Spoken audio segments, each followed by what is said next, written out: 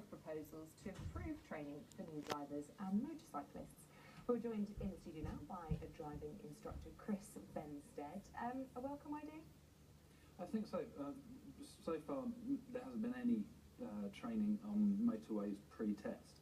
So being able to take them out and actually give them that confidence of driving. It's the joining and the leavings, the really difficult bit, and then planning ahead on those long journeys. Why don't they do it post-test? It's available post-test. All driving instructors will take learners out, qualified drivers out and give them training on motorways, but very few people seem to take us up on it.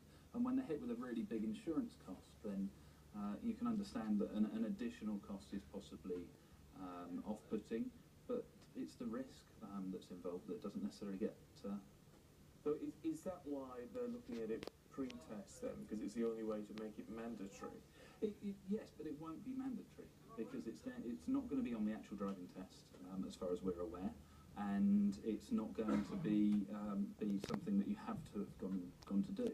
So it's going to be down to driving instructors, so it'll be about choosing a good driving instructor who's going to give you the holistic approach and really look at driving skills for life.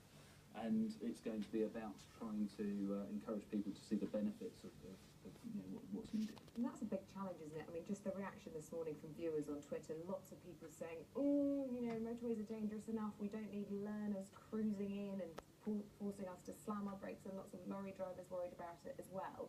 But for someone like me who passed their test and then went on to a motorway for the first time solo in my car, I did find it absolutely terrifying, and it astounds me that it wasn't mandatory as part of my training. What would you say to people who are concerned about it? It's clearly going to be that at the moment people are going on with no training. So giving them training, trust a driving instructor that's going to decide when they're safe. They're going to be in a dual-controlled car, being given that support and that confidence.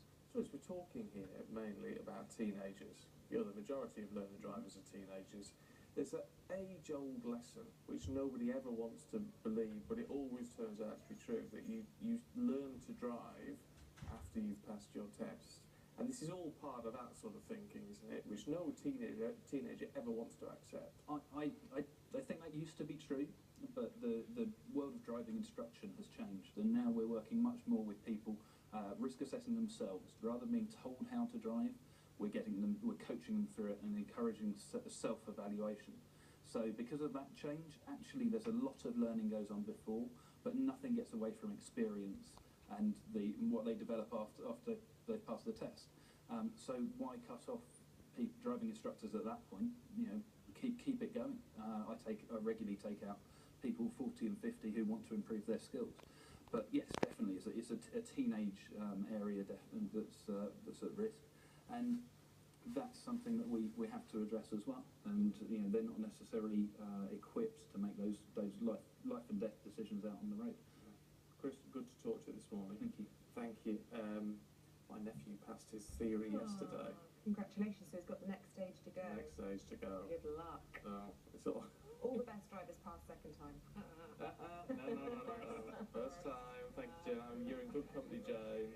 What's happening in the sports today? Well, Mitchell Starc is instrumental in Pakistan's collapse in the Boxing Day test